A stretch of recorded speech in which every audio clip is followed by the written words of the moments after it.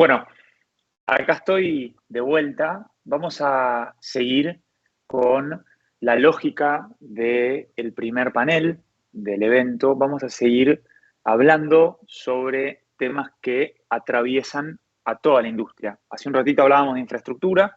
Ahora lo que vamos a hablar es sobre la importancia de la UX en FinTech, atravesando toda la industria, escuchando visiones desde distintos modelos de negocio, distintos tipos de empresas, y así poder avanzar con la agenda de Argentina FinTech Forum. Antes de presentar al moderador de esta sesión, vamos a ver un video de Citi, que es una empresa que nos ha acompañado desde siempre en las iniciativas de la Cámara, así que aprovecho para hacer un agradecimiento especial a Citi por siempre acompañar a la Cámara Argentina FinTech. Vemos el video y arrancamos con la sesión. Gracias. The future of instant payments is here now. Digitization and the rapid growth of e-commerce are driving global demand for instant payments.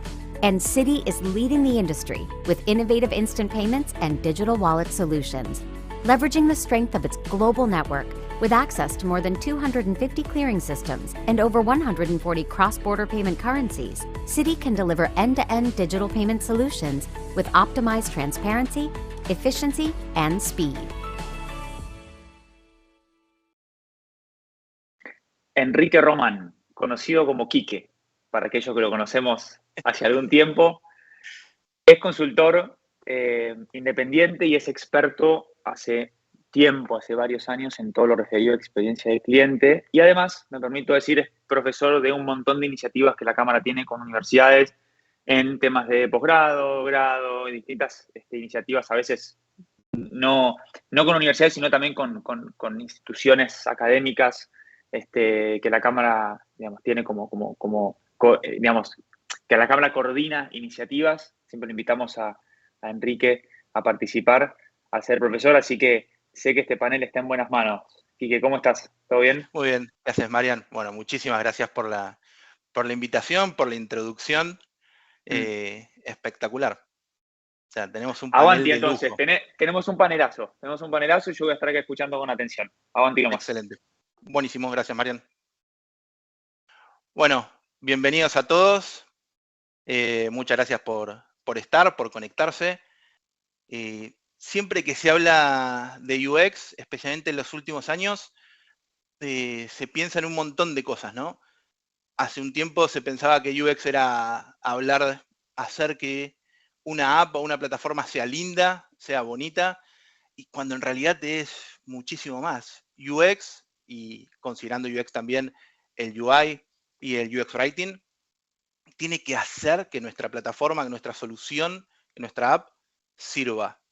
¿Y qué significa que sirva?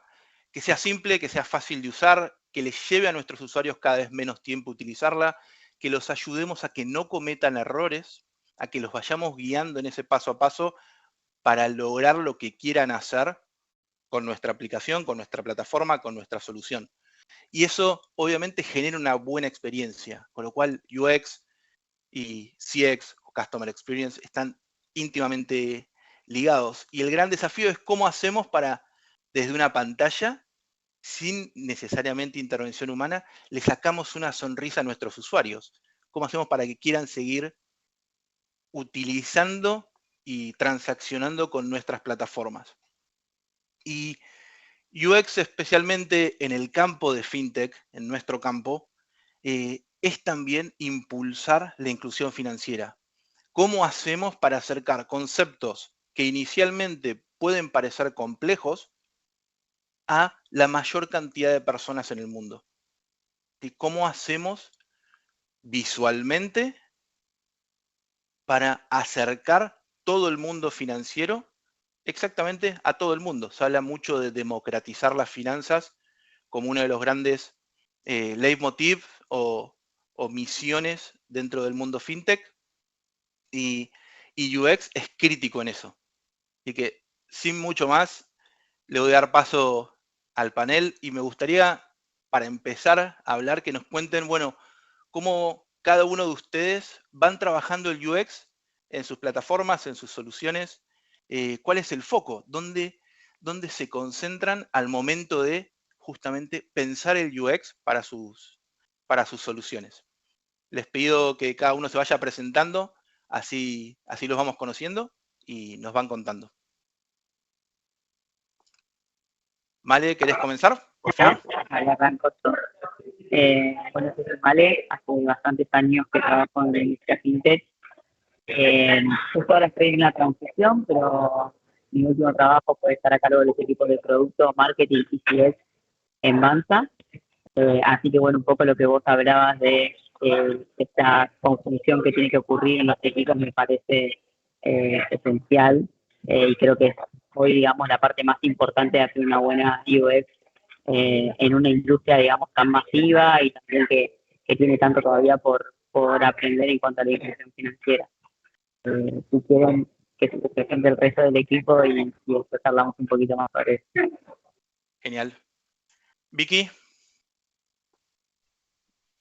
Hola, yo soy Vicky, soy Product Lead en Lemon. Somos una empresa fintech que tenemos una wallet cripto que también mezcla todo el mundo financiero con el tradicional. Y nada, de background soy product designer, así que bastante interiorizada en todo lo que a UX refiere y emocionada de estar en este panel. Genial. Pablo. ¿Qué tal? Buen día. Soy Pablo Blanco, soy CFO del Préstamo. El Préstamo es un marketplace de servicios financieros. Bueno, trabajamos con varios miembros de la Cámara, tanto acá como en el resto de los países en los que estamos.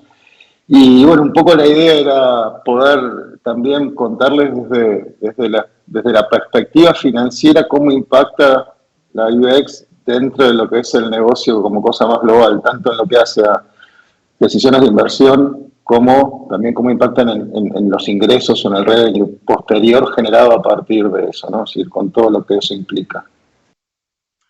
Genial. ¿Y Emiliano? Buenos días, ¿cómo les va? Muchas gracias por el espacio. Bueno, soy Emi Massa. Hoy me toca ser Product Manager y UX Lead al mismo tiempo en Facturante. Y en Facturante tenemos un objetivo desde la parte de experiencia de usuario, que es justamente hacer la facturación fácil para todo el mundo, ¿no? Algo tedioso, que hay muchos que inician sus emprendimientos o sus negocios y comienzan a generarse esas dudas de, uy, ¿qué tengo que hacer ahora? ¿Cómo tengo que guiarme en el margen fiscal? Entonces nosotros estamos para ayudarlos desde ese lado a todos, ¿no? Genial. Bueno, y planteadas ya las presentaciones, ¿cómo lo trabajan? ¿Cómo lo van trabajando en sus equipos? ¿Cómo empiezan el proceso de UX? ¿Cómo lo incorporan a su gestión? ¿Querés empezar vos, Emiliano? Así que fue el último. Sí, con mucho gusto, con mucho gusto. ¿Cómo lo trabajamos en Facturante? Es una pregunta un poco ambigua, porque todo depende de qué tipo de proyecto dentro del producto o dentro del servicio se está atacando, ¿no? Muchas veces, o en el mayor de los casos, siempre tratamos de tener una metodología centrada en el usuario, es decir, tratar de recabar toda la información, conocerlo hasta el más mínimo detalle a nuestro usuario para poder lograr que este dolor que tiene, o lo que nosotros llamamos dolor desde la experiencia de usuario, que es el problema o la necesidad latente que puede llegar a tener, se transmita a lo que decías vos al principio, ¿no? Una sonrisa al final de la tarea o al final de la ejecución de cuál era su problema. Por eso utilizamos mucho lo que es el diseño centrado en las personas. Tratamos de humanizar, sobre todo, a esto que es tan duro, tan tosco, que es la facturación. Tratamos de humanizarla y llevarla a otro nivel, ¿no? A tratar de que los hábitos esos que vienen heredados, de hábitos analógicos, evolucionar esos hábitos hacia un hábito que sea más de simple, más ágil, más eficaz, y que permita sobre todo al a quienes inician en su carrera, más allá de toda la parte financiera, quienes inician puedan cumplir sin miedo con lo que es el fisco, ¿no? Con lo que es el fisco que hoy nos implica en la situación de Argentina y de muchos países del mundo. Excelente, me encanta el concepto de UX como una herramienta para humanizar todo este mundo que a priori puede parecer estructurado, formal y, valga la redundancia, deshumanizante. Pablo. Sí, a ver, nosotros desde el inicio lo fuimos llevando como un proceso de iteración, algo de esto que decía Emiliano, ¿no? Tratar de ir viendo, cuando éramos muy poquitos hace unos años atrás, tratar de ir viendo cómo hacer para que ese proceso de la experiencia del usuario vaya en balance con el proceso de desarrollo en sí. No es algo simple, porque tampoco te puedes ir muy adelante y tenés que buscar que personas que tal vez no estaban acostumbradas a determinado tipo de procesos en lo que en su momento era la solicitud de un crédito y demás, tenían que empezar a recorrer ese camino de perderle el temor o generar confianza en el proceso de cargar sus datos, en darle seguridad, en trabajar el proceso de la inclusión, pero con fundamentación y por otro lado con todo lo que tiene que ver con la capacitación y con la educación. Era todo un proceso que iba en paralelo. Y en el medio, el punto era, teníamos que seguir generando negocios, tenemos que seguir generando negocios, es decir, no podemos invertir todo en esta etapa y sacar una cosa que es espectacular, pero que no genera, que no convierte de acuerdo a los niveles necesarios como organización. Bueno, ese proceso de iteración, hoy que ya somos un equipo ya bastante más importante en cantidad de personas y demás, es lo que nos vino sosteniendo todo el tiempo. Pero yo creo que la palabra central es eso, es escuchar en base a datos, no escuchar en base directamente, sino estar midiendo permanentemente, ver los puntos de fricción en los procesos de onboarding, de conversión y demás, e ir trabajando en función de resolverlo a partir de esa información. Y después sí, levantar insights permanentemente para que esas iteraciones tengan también algún condimento adicional. Eso sería por ahí la síntesis de cómo encaramos o cómo desde nuestra historia cómo vinimos trabajando el tema de UX. Excelente, súper interesante. Gracias, Pablo. Vicky, ¿cómo lo trabajan ustedes? Bueno, en Lemon le damos muchísima importancia a todo lo que es la experiencia de usuario y, o sea, creemos que la base, tipo, para crear buenas experiencias de usuario es primero en tener buenas narrativas. O sea, le estamos tratando de acercar a las personas un producto como un poco más complejo, tal vez desde el lado financiero, porque tiene criptomonedas, porque tiene toda esta como nueva tecnología de internet y dinero que no, o sea, fue muy pensada desde la tecnología y está en una etapa donde todavía el desarrollo es muy fuerte desde lo tecnológico y hay muy poco, tal vez, esfuerzo en lo que es crear experiencias no friccionantes. Entonces, lo que estamos tratando de hacer nosotros es realmente bajarlo a tierra a casos de uso real, que la gente entienda, y creemos desde Lemon que la mejor manera de hacerlo es con buenas narrativas, contando buenas historias, sabiendo acompañar a las personas realmente en qué es lo que quieren lograr y haciéndolo de la manera más amigable posible. Y no solo en el tono en el que comunicamos nuestro content, sino realmente curando bien esas experiencias y sacándole la mayor cantidad de fricciones a experiencias que hoy son bastante complejas, si lo ves desde lo que es full descentralizado, ¿no? Y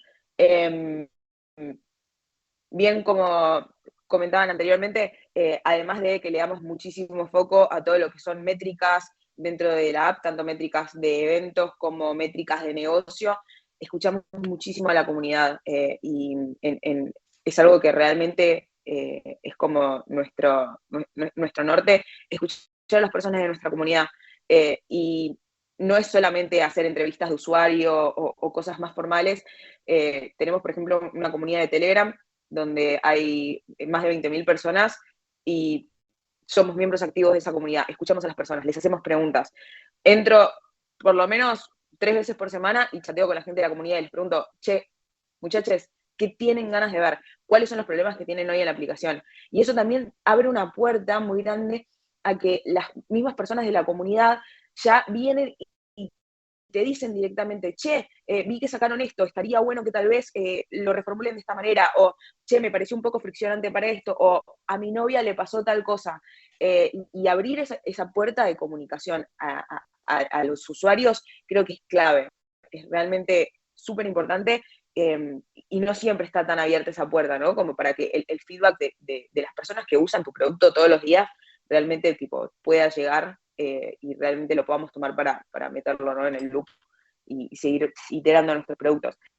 Y también es eso, es ir iterando constantemente con el feedback que tenemos de la comunidad y con las métricas y entendiendo también hacia dónde queremos llevar eso. Así que eso, así es un poco como lo trabajamos en Lemon. Buenísimo, Vicky, muchas gracias. ¿Male?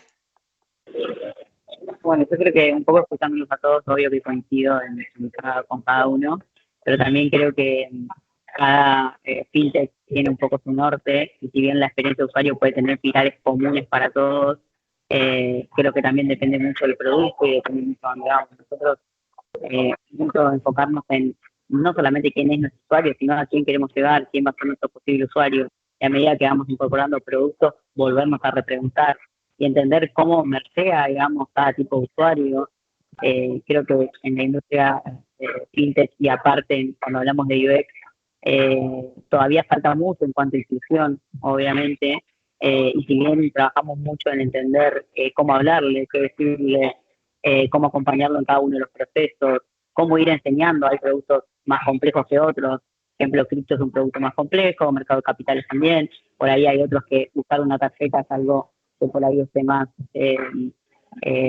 sea más común para el usuario. Entonces, entender que cada producto lleva un análisis diferente y lleva un proceso diferente para entender qué necesitamos comunicarle o en qué punto de ese producto está el usuario, ¿no?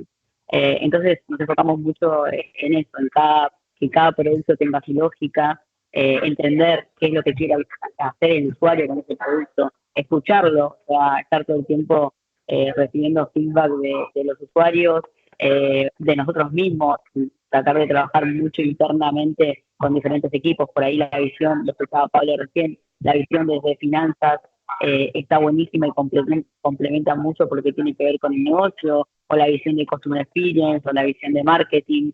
Creo que hay muchas áreas que tienen que trabajar en conjunto para que una experiencia de usuario sea realmente buena, simple, ágil, que es lo que busca creo que la mayoría de la gente. Genial, excelente, Male. Sí, no podría estar más de acuerdo. Todos, me parece súper interesante. Fíjense, nuestros 4 panelistas representan distintos modos de entender fintech, o sea, inversiones, gestión documental, cripto. Es súper interesante. Todos hablamos de poner al cliente siempre en el centro, todos hablamos de iterar, todos hablamos de entender quién es nuestro cliente para cada producto, para cada etapa, y todos hablamos de, desde UX, tenemos que hacerlo frictionless, sin fricciones, disminuir los pain points o los dolores del cliente. Y algo que nos encontramos todo el tiempo en la industria fintech tiene que ver con la regulación. O sea, ¿cómo manejan ustedes ese gran desafío de cumplir siempre la regulación de cada mercado, no solo en Argentina, sino en cada país, porque cada país tiene una regulación similar, pero con ciertas características diferentes, tanto a los organismos de control como a los organismos de reportes de información, unidades de análisis antilavado? ¿Cómo lo gestionan ustedes, ¿no? ¿Cómo cumpliendo la regulación de cada organismo de control, cómo lo llevan para que sea lo menos friccionante posible para los usuarios, ¿no? ¿Cómo es el desafío desde el UX para cumplir con todas las regulaciones que tiene esta industria, que tiene este mercado, como es el mercado financiero, ¿no? Y completándolo también, ¿cuál fue su mayor desafío ahí? ¿Qué fue lo que más les costó destrabar? ¿Qué fue lo que más tuvieron que iterar, o que iteraron varias veces, o que continúan iterando porque todavía no llegaron a ese punto donde la experiencia con ese requisito regulatorio sea para sus usuarios ese momento mágico y sin fricciones. Pablo. A ver, a nosotros se nos da la particularidad que al no ser nosotros otorgantes de ningún producto financiero en particular, desde el punto de vista regulatorio, en lo que hace de cara al usuario, de hecho, de cara a los reguladores, en realidad no tenemos demasiadas obligaciones más que temas de privacidad, los términos y condiciones tienen que ser correctos y demás, de acuerdo a cada uno de los países, y el control o el manejo y el cuidado de los datos de las personas. Lo que nos pasa a nosotros es la otra pata de UX nuestra, que es con las entidades, es decir, cada una de las entidades con las que nosotros trabajamos tiene que responder a tanto regulaciones desde estatales como regulaciones de compliance o regulaciones que tienen como políticas propias de cada una de las entidades, y eso nos obliga permanentemente a estar adaptando los procesos en función de poder cumplir con esto que se da. A eso sumale que cuando salimos a otros países se agregó la complejidad que empezamos a mirar que había, las regulaciones son parecidas pero no son iguales. No sé, te doy un ejemplo, como para pedir un informe de buró de crédito en la Argentina, vos tengas un disclosure del usuario que dice que autorizo a que se soliciten información, es suficiente. En México tenés que pedir un disclosure específico para cada uno de los burós y para cada una de las personas, es decir, y está tokenizado ese disclosure, no es que te pongo un clic. Entonces, eso también requiere ir adaptando permanentemente todos los procesos de onboarding para que las personas estén tranquilas y confiadas en que se está cumpliendo con la regulación y que realmente estamos protegiendo sus datos y demás, pero por otro lado también cumplir con las regulaciones que le exigen a cada uno de nuestros clientes, que en este caso serían las entidades financieras y la fintech, que también está desde el inicio del proceso de onboarding se está cumpliendo. Sin duda que todo este tema regulatorio tiene patas que son súper positivas, que proteger a la gente. Fundamentalmente lo que se busca es proteger a la gente. También tiene cuestiones de costos, así que también ahí también aparece el tema del balance permanente. Y por otro lado, nosotros tenemos que buscar la vuelta, que todo eso se haga, y volvemos al punto anterior y lo que se habló, lo que hablaron todos los colegas, ¿no? Que todo esto se haga con la menor fricción posible, y creo que parte de la baja fricción es poder contarle a la gente por qué estás haciendo lo que estás haciendo. Es decir, cuanto más transparente seas en los por qué, más fácil, sin ninguna duda, va a ser que se puedan llevar adelante procesos que claramente, si no existieran, sería teóricamente más fácil, pero que a la vez la protección está generando una mejor experiencia de usuario, si querés, futura, en su seguridad. Excelente. Gracias, Pablo. Vicky, ¿cómo lo trabajan ustedes? ¿Cómo enfrentan este desafío? Ok, bueno, primero por un lado, claramente, sobre todo con todo lo que es criptomonedas y tal vez con estar haciendo algo distinto y algo que es un poco disruptivo tal vez para todo lo que es fintech en Argentina, laburamos muchísimo con nuestro equipo de compliance y de legales mano a mano. Súper importante estar mega alineados en todas las nuevas regulaciones que van saliendo, en realmente estar informados en cómo eso impacta a nuestros usuarios. Y después ahí es empezar a medir, es entender qué de las cosas que son regulatorias le tenés que contar al usuario sí o sí porque afecta directamente a todo lo que es su operatoria diaria.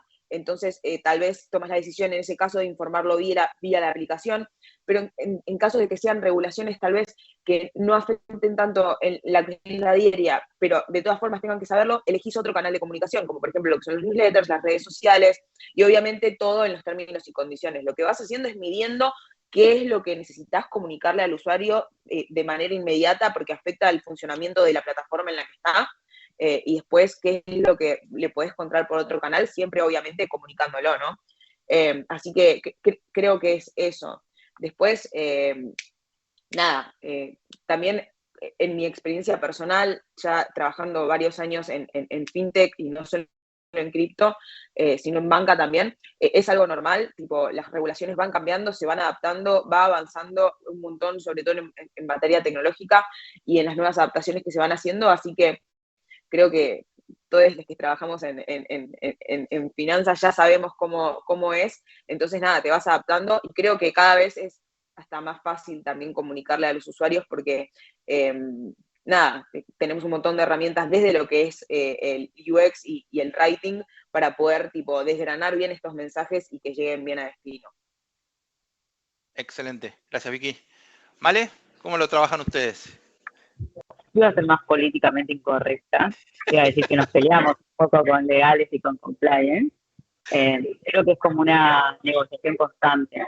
O sea, la realidad es que de UX y de producto tratamos de cuidar mucho al usuario y de realmente ponerlo en el centro, y a veces hay regulaciones que son complejas y que hacen que tengamos que pedirles más cosas a los usuarios o agregar pasos o hacer cosas que por ahí son complejas o generan fricción. Entonces tratamos de negociar mucho con los equipos, obviamente respetando todo lo que hay que respetar, porque no solo creo que hay algunas partes, como dije antes, depende del producto, hay regulaciones más fuertes o menos fuertes.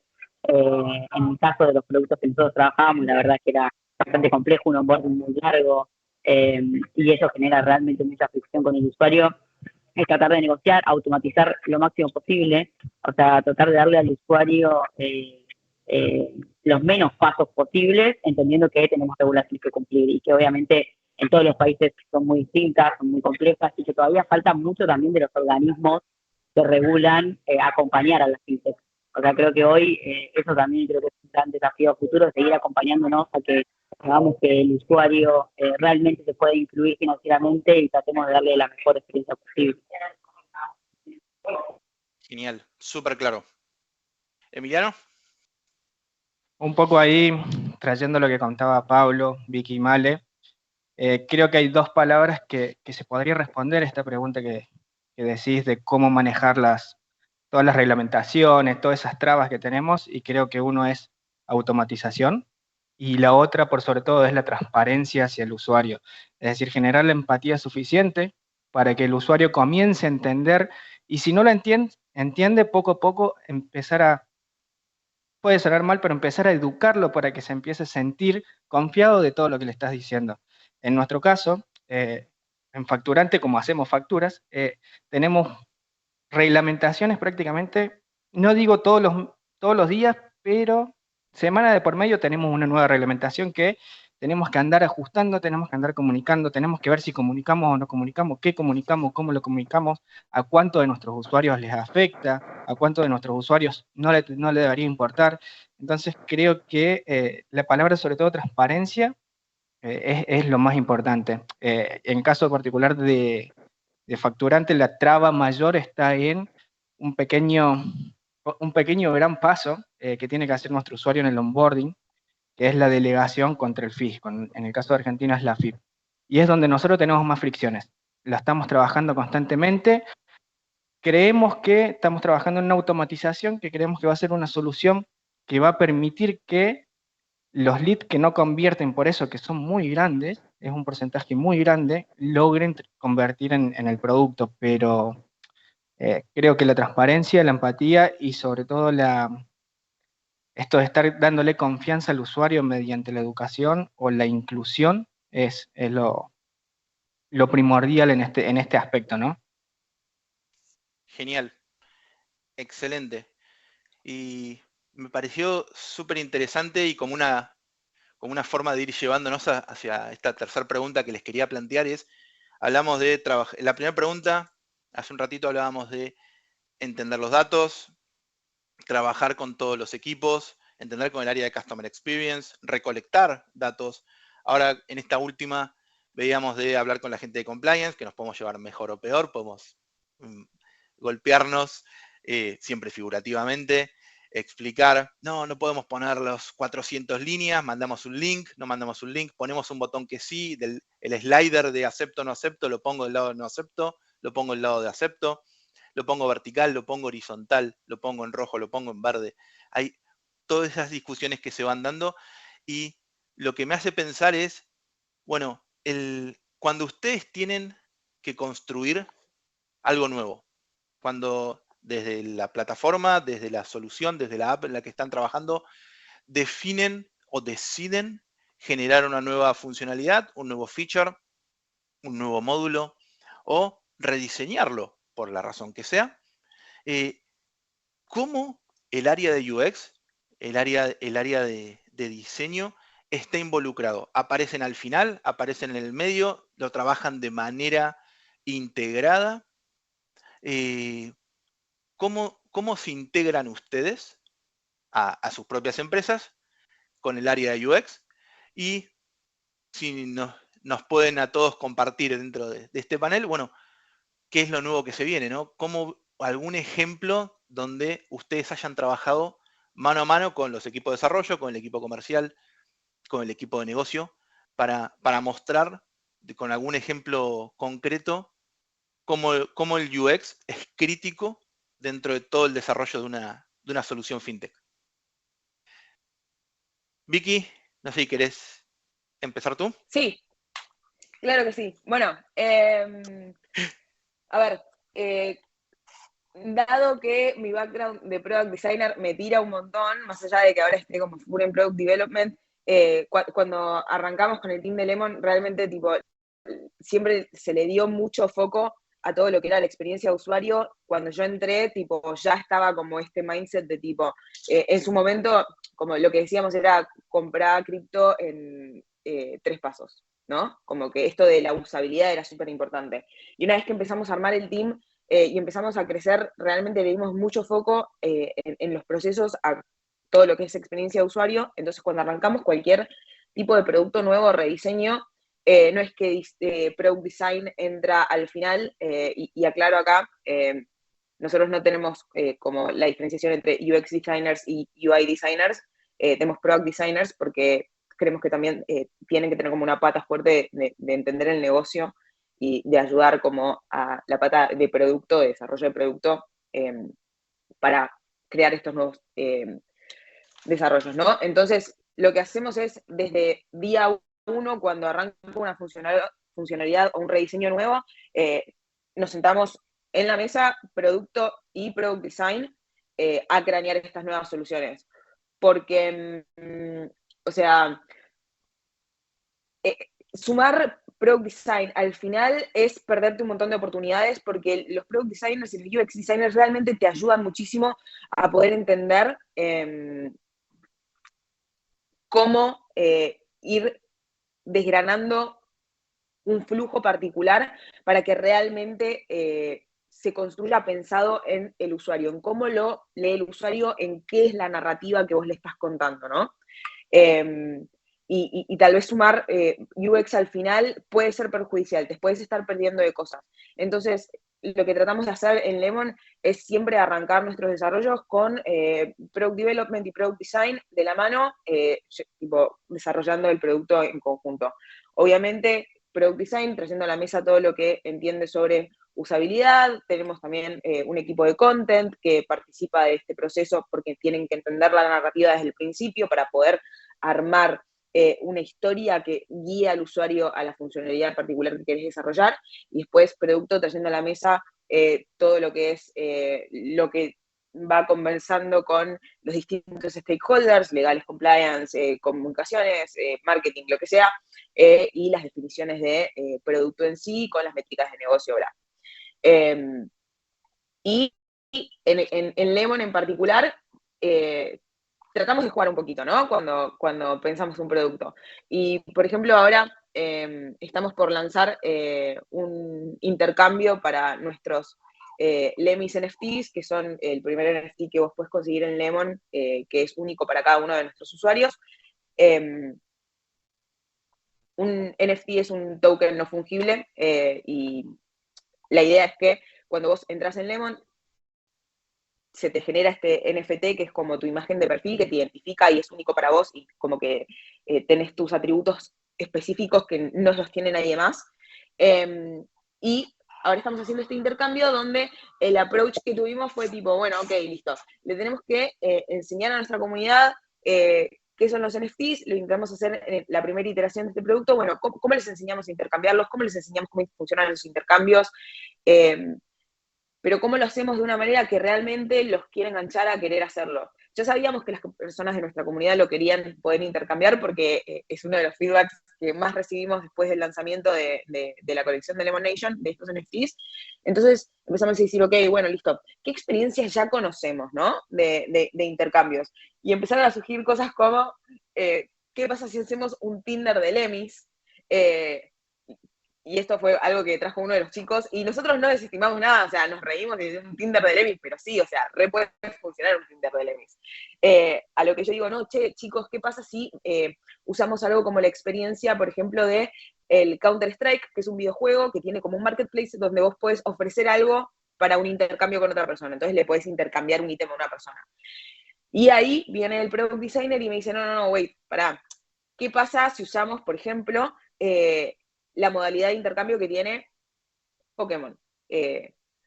Dice, cuando jugábamos al Game Boy Color y te querías intercambiar un Pokémon con una persona, podías usar un cable Link y te cambiabas el Pokémon de Game Boy a Game Boy. Entonces, lo que hicimos fue buscar cómo Pokémon hace esa experiencia hoy, donde no necesitas el hardware para hacer el intercambio. Entonces, vimos un poco cómo lo estaba haciendo Pokémon Legends Arceus, y así fue como fuimos craneando de a poquito un poco la experiencia, ¿no? Entonces, esto de tener a Product Design con esta visión de tipo, vamos a experimentar un poco con cosas nuevas que realmente enganchen a los usuarios, que nos ayuden a educarlos y a cumplir con la finalidad de nuestro producto. Así que nada, eso es un poco como lo trabajamos en Lemon, tratamos de experimentar y tratamos también de salirnos un poco de la caja de cuáles son las experiencias estándar que hay tal vez en la industria y no quedarnos con lo que ya está haciéndose en otras billeteras o bancos más tradicionales, sino tratamos también de darle una vuelta de tuerca a cómo generamos esas experiencias. Excelente. Me encantó lo de las referencias a Counter-Strike, a Pokémon. También la verdad me parece espectacular. La industria del videojuego tiene un montón de grandes lecciones para UX, para traerlos a nuestra industria. No digo salir a dispararle a otro, para obtener un préstamo o lograr una cobranza, pero sí hay un montón de usabilidades que son espectaculares. Muchas gracias, Vicky. Sí, definitivamente. Gracias. ¿Vale? ¿Ustedes cómo trabajan esto? Y bueno, para mí es, a diferencia de lo que decía Vicky, nosotros desde el primer momento, o sea, lo primero que hacemos es imaginarnos el producto. Entonces vamos con ese approach por ahí más disruptivo y más creativo, de decir cómo lo imaginamos gráficamente o de diseño, y cómo después, obviamente, se lo podemos llevar a la realidad. Tratamos mucho de challengearnos entre nosotros, de decir, el ideal o lo que nos gustaría hacer es esto, cómo lo llevamos a la práctica. Nosotros en una empresa anterior a la que trabajé, lanzamos el primer marketplace de NFTs de Latinoamérica, y todo el trabajo primordial lo hizo el equipo de marketing, o sea, hasta el diseño, porque queríamos que hable el mismo idioma de la plataforma en ese momento, y después pasó al equipo de producto a trabajarlo desde el lado de experiencia de usuario y de la UI y de todo lo que significaba, digamos, seguirlo de ese contexto.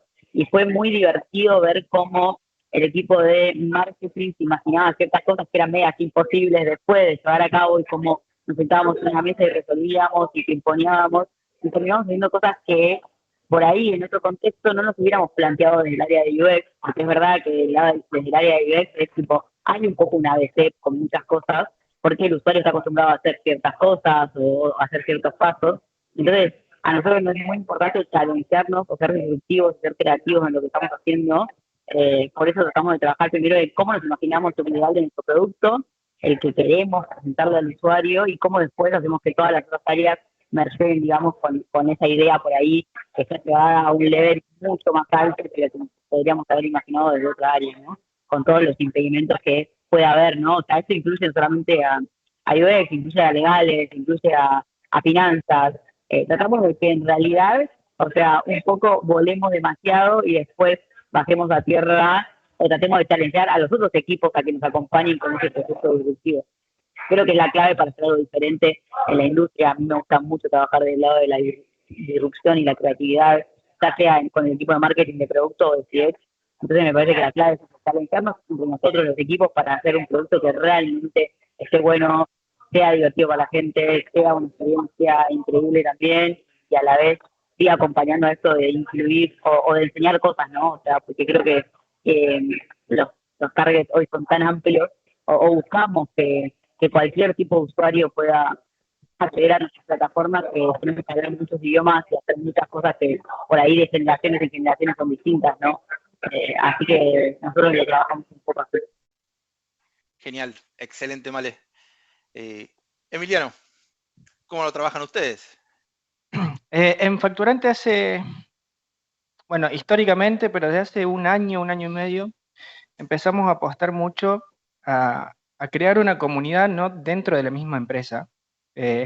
Y la famosa palabra evangelizar UX dentro de la misma empresa, ¿no?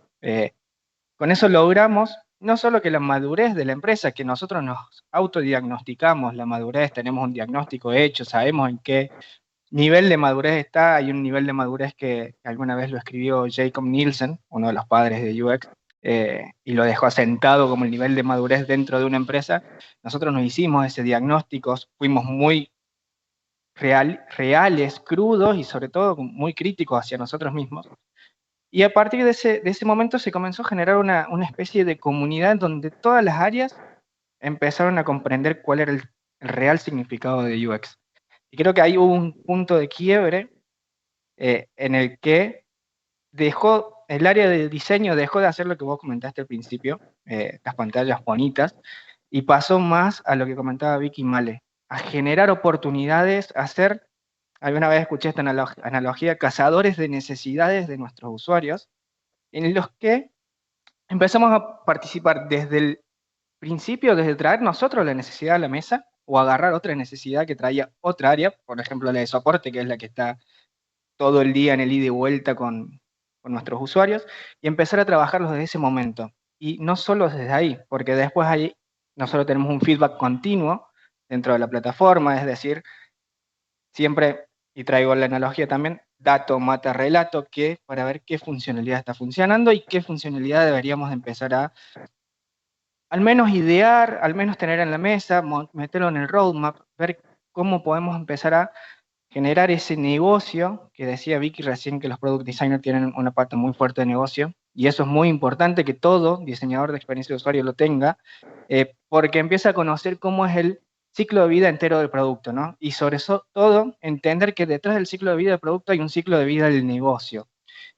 Una vez que se entiende eso, yo creo que el diseñador gráfico se pone desde el vamos y se deja recién al final de todo cuando le dicen, ok, recabemos datos a ver cómo podemos mejorar todo eso que hicimos en este trayecto. Personalmente, y dentro de Facturante lo trabajamos de esa forma, ¿no? Desde el vamos hasta el y cómo lo mejoramos. Nunca es un ciclo que se termina desde una acá hasta acá. Genial, excelente. ¿Pablo? Sí, yo lo separaría en dos. Por un lado, todo lo que tiene que ver con desarrollos en función de ir haciendo mejoras, que esto un poco lo que hablábamos antes, por ejemplo, tomando el tema regulatorio, los cambios que hay que hacer, bueno, tenemos que generar un cambio, pero es algo puntual que se hace por un determinado motivo, una mejora que viene por parte de las entidades que nos piden, pero no es un cambio fuerte, no es un cambio disruptivo ni es un lanzamiento. Ahí el trabajo, lo que se hace es, se junta el equipo en general, bueno, está la gente de UX, está la gente de producto, y se agrega quién está levantando el issue puntualmente para hacer esa mejora. Se hace un proceso de discovery, se hace un ajuste, se hacen los cambios que se define lanzar, y nuevamente ahí sí, como esto, bueno, un poco lo decían los tres colegas, es decir, de diferentes formas, pero el ajuste medible. Entonces se hace un A/B testing, se prueba, se fija si el resultado de ese cambio es el que se esperaba. Si no y esos procesos tratamos de que sean lo más cortos posibles, que no superen los 15 días entre discovery, desarrollo e implementación, y eso se aplique y después se pueda levantar la métrica y poder volver a hacer un ajuste y que en un mes esté cerrado el cambio. Eso para lo que es esos cambios que son puntuales. Ahora, por ejemplo, en este momento estamos con 2 nuevos lanzamientos. Renovamos toda una vertical para tarjetas de crédito y estamos saliendo, y también vuelvo hacia atrás un segundo, porque una cosa que vimos la fricción era que muchas veces por temas regulatorios a usuarios nuestros le pedíamos las cosas más de una vez. Entonces dijimos, no, pará, acá nos están diciendo ya te lo di, ¿por qué lo tengo que volver a hacer? que en realidad nos lo decían con números, y se nos caía un lead porque tenía que volver a cargar cosas que ya había cargado. Entonces ahora sí estamos saliendo con 2 cambios. Ahí ya nos involucramos más, nos involucramos desde diferentes lugares. El tema del desarrollo de mi perfil al préstamo, que después va a devenir en una aplicación. Nosotros no tenemos aplicación, somos una plataforma web. Entonces, todo ese proceso sí requiere todo un equipo de trabajo bastante más grande. Ese sería un poco el esquema en el cual estamos trabajando permanentemente. Excelente. Y voy a aprovechar, esto que salió me pareció espectacular, cómo UX tiene que ser parte de la cultura de toda la compañía, tiene que estar alineado al negocio, tiene que ser data-driven, si no termina siendo algo poco práctico, poco concreto, y por lo tanto deja de tener su utilidad principal, ¿no? Tiene que servir para impulsar el negocio. Y algo que comentaba Male hace un ratito también, me disparó una pregunta adicional sobre esta idea de ¿qué pasa cuando lo que diseñamos llega al equipo de desarrollo y el equipo de desarrollo nos dice, no, esto es imposible, esto es una locura, no, así no?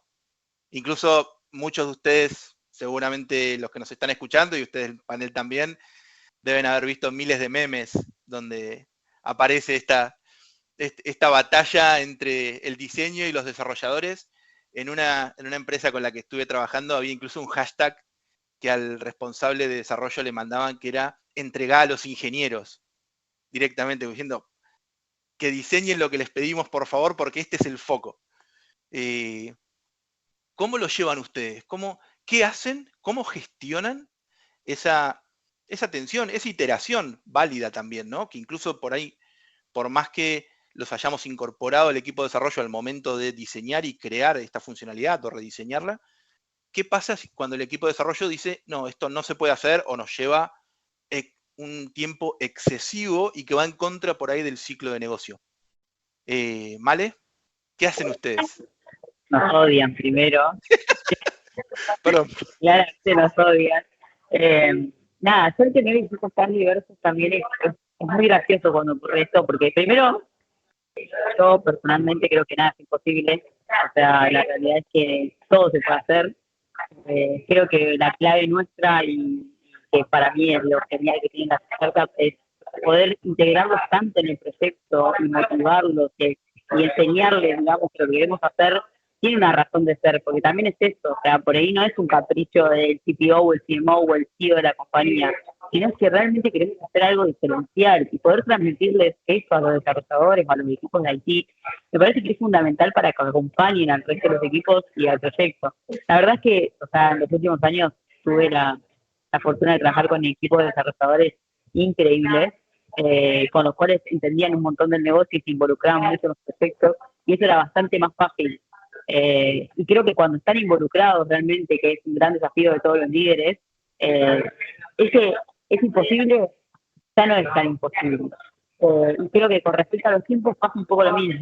O sea, entender que todo el tiempo estamos negociando con nuestros amigos, con nuestra pareja, acá también es una negociación, y poder darles a esas herramientas para que puedan hacer lo que nosotros queremos o lo que nos imaginamos, creo que es fundamental para que todos los equipos acompañen ese proceso, que es un poco también lo que nos pasa con legales, con compliance, con finanzas, y nada, es increíble ver cómo es casi imposible, después se transforma en algo que les da gusto y que lo comparten y que es un logro para los equipos, y creo que eso termina siendo como la clave para que estas cosas salgan. Y si están escuchando algunos desarrolladores, nada, es imposible, así que no lo digan más.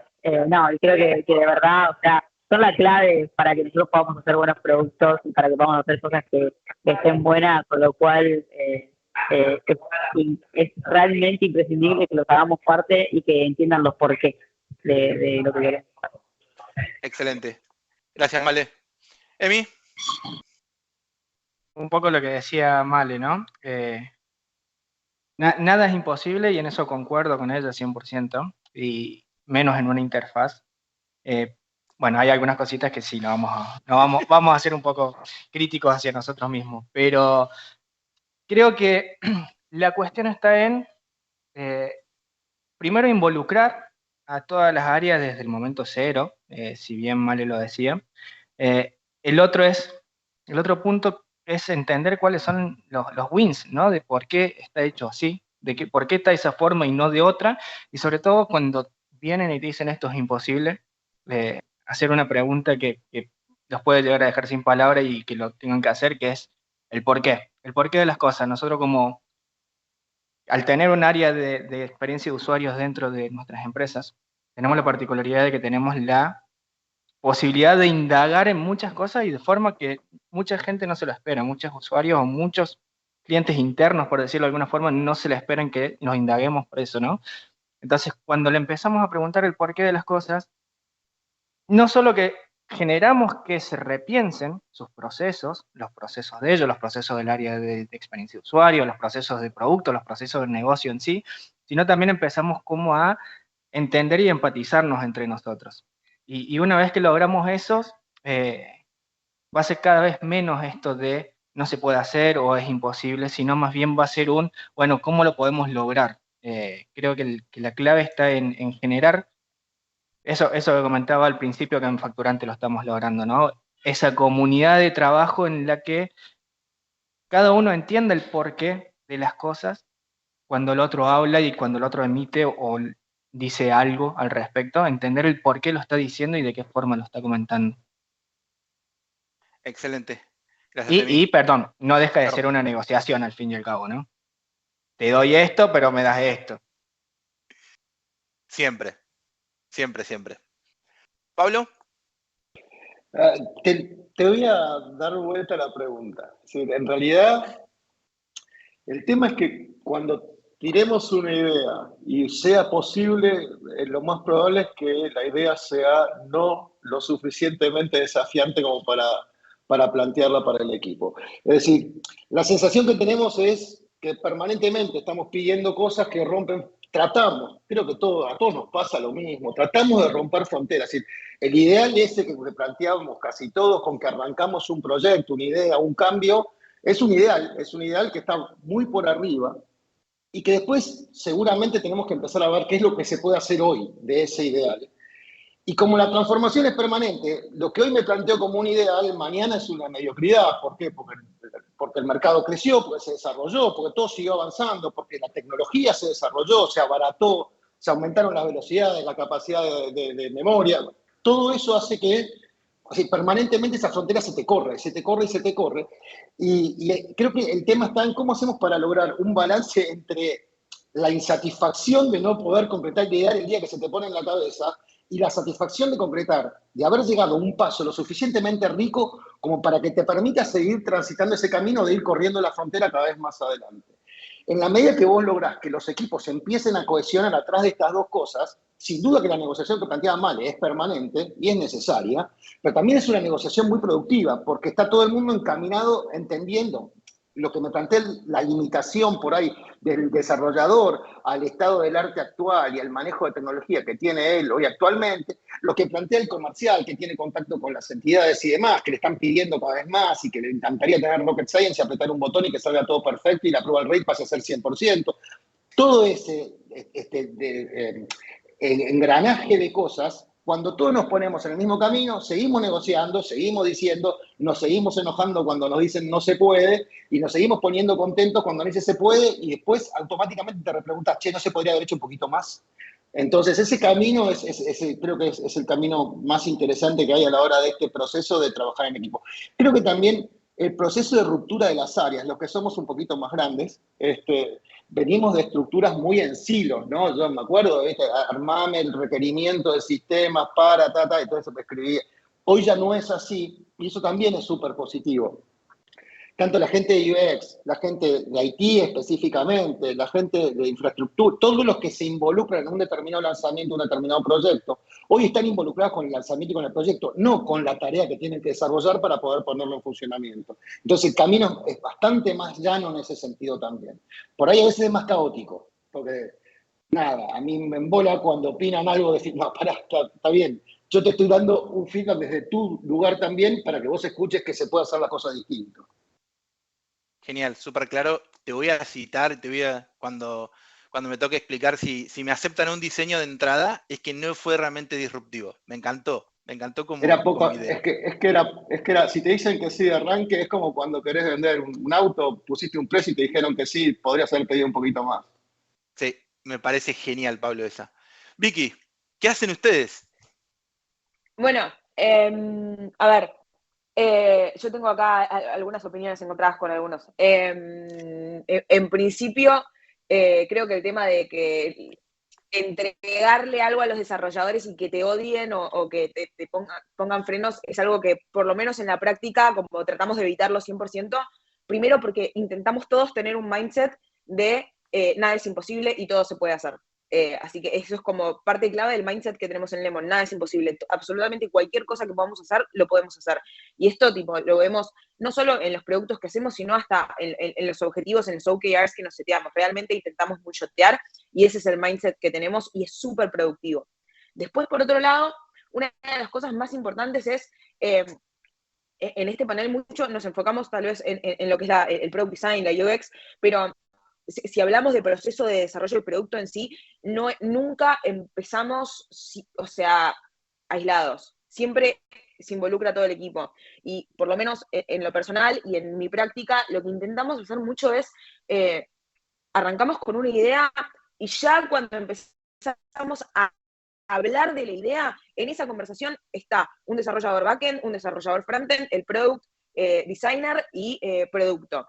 Todos estamos en la conversación. Entonces, ya todos empezamos a tirotear ideas desde el principio, sin tener absolutamente nada bajado. Entonces, eso ayuda desde día 1 a que realmente entendamos cómo slicear un MVP para que realmente sea algo factible. Después, otra cosa súper importante, cuando vos tenés un equipo que realmente trabaja codo a codo y no hay como alguien es más, hay un rol más importante que el otro, sino que todos estamos en sinergia, lo que sucede es que la persona que trabaja en Product Development entiende cuál es el foco que le va a dar el Product Designer realmente entiende cuáles son las limitaciones que tiene el frontend día a día, entendés cómo funciona el backend, cuáles son los problemas que pueden empezar a surgir. Entonces pasa que, por ejemplo, un Product Designer ya sabe que si estás trabajando en React Native tenés ciertas restricciones de cómo podés hacer animaciones por cómo funcionan las librerías. Entendés cuáles son las restricciones que tenés desde backend y vas entendiendo pequeñas cositas que te ayudan muchísimo a poder slicear y a nunca tener esa situación en la que vos presentás un diseño donde hay alguien de tu equipo que te dice, es imposible hacer esto.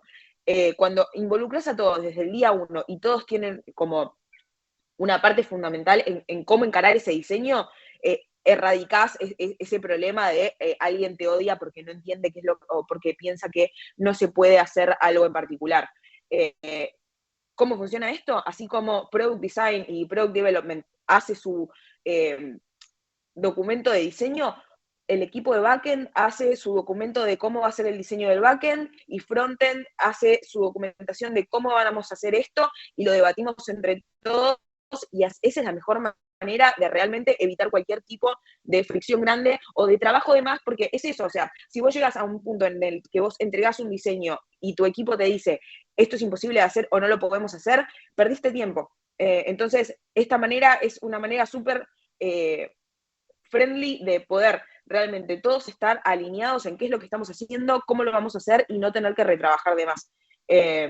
Y después nada, también eso te da la práctica, ¿no? Te lo da el día a día con el equipo, entenderte con tu equipo, realmente entender cuáles son las problemáticas con las que se enfrentan día a día con la tecnología con la que estás trabajando. Así que eso en particular nos ayuda muchísimo y realmente tener como este entendimiento de base entre todos te ayuda muchísimo a elevar el nivel con el que vas sacando productos. Genial, excelente. Me encantó la idea de nunca empatizar, generar comunidad de trabajo, nunca empezamos aislados. La idea de que si nos aceptan el diseño de una, hay una vuelta, hay una iteración, podemos ser un poquito más disruptivos, podemos volver a darle. Estimados, me encantó todas las ideas, todas las experiencias que nos compartieron. Lo invito a Mariano a sumarse a para cerrar el panel. Sí, Quique, che, gracias. La verdad que recontra interesante, incluso también la riqueza en los distintos puntos de vista, ¿no? Que me parece que es una cosa que hace que los paneles pues sean espacios más entretenidos, sobre todo para quienes acompañan del otro lado y pueden escuchar distintas visiones. Así que mil gracias. Les dije justo antes de arrancar el panel y lo vuelvo a decir ahora. Gracias por su tiempo, por el compromiso, por haber preparado la charla. Quique, por tu moderación. La verdad que estuvo buenísimo. Antes de cerrar, únicamente quiero decirles que viene inmediatamente después, para que sepan, porque esto lo vamos haciendo, un flujo, digamos, de sesiones, algunos paneles, fireside chats, keynotes, etcétera. Y lo que les quiero decir que viene ya mismo es un fireside chat sobre Open Banking en Argentina, hablar de, si podemos empezar a hablar de Open Banking en Argentina con algunas novedades normativas y tecnológicas que tenemos dando vuelta. Inmediatamente vamos a empezar a hablar sobre el crédito, específicamente sobre los perfiles de tomadores de crédito digital aquí en Argentina. Van a ir esos dos paneles inmediatamente y después retomamos con el próximo panel en vivo, que va a ser fraude y ciberseguridad en FinTech, haciendo un abordaje completo de un tema que, bueno, atraviesa también a toda la industria y que hay que hablar en serio. Así que con eso seguimos la programación. Les agradezco un montonazo por haber estado. Y bueno, nada, nos vemos mañana en persona. Gracias nuevamente. Chau, chau. Genial. Gracias, Marian, Vicky, Male, Pablo, Emi.